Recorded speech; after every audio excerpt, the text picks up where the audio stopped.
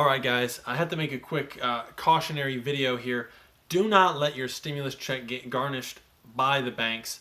The best thing you can do is as soon as the money comes through, take it out. That's what I'm doing. I'm moving it to a different account, using it to pay bills, doing what I need to do with it so that the banks can't take it.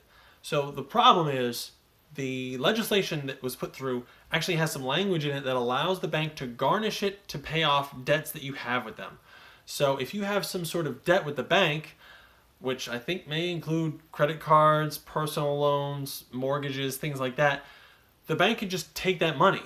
So that really kind of defeats the purpose of the stimulus. It's a lot of people need it for, things like food or rent, things like that. But, the banks can apparently just take it. So what you're going to want to do is just move that money to a different account, get it out of there.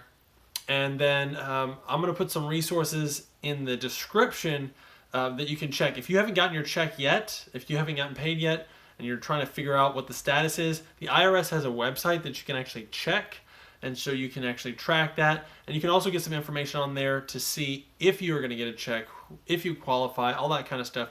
So I'm going to put that in the description below. And so that's all there. So that's really the real important stuff.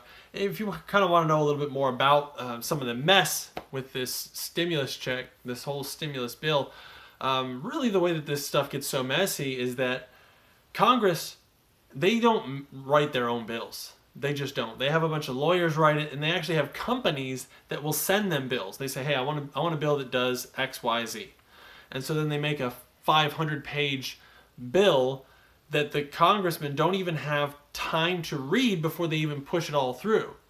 And that was what you saw when the Republicans had like a health care bill that was 500 pages and they had, only several hours to read it before they had to vote on it, and it was just this whole mess.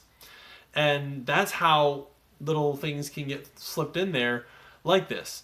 And there's also a huge tax break. People didn't even know about this until like a week or two after the stimulus actually went out. They're looking at it and they're saying, hey, there's all this tax breaks in there for millionaires.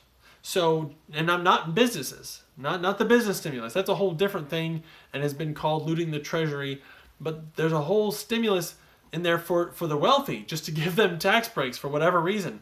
So there's over 4,000 millionaires that are getting $1.7 million as a stimulus for whatever. And that's like each of them are getting that. And I don't know why. But that's how these bills get so messy, is that they're not written by the congressman. They're sent in by other lawyers and other businesses. It's really kind of a mess. Our whole system is just bought and paid for. It's ridiculous. But that's just kind of the long and short of it. All you can do right now is make sure that you take your money out. Don't let your small stimulus get stolen. And then we got to keep pushing to get another one, because if this doesn't end soon, obviously people are going to need a lot more. And for a lot of states, it's not ending anytime soon.